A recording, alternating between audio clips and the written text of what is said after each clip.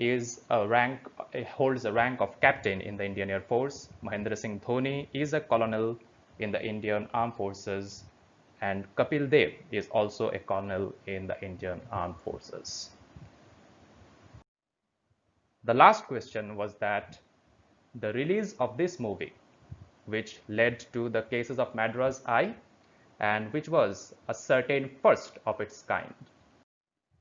The answer is it was India's first 3D movie, My Dear Kutti Chatan, and the reason why people were developing Madras Eye was that it was the first time 3D glasses were used and they were not sanitized, and that's why people were contracting the disease. That's why the makers had to come up with a safety and hygiene campaign.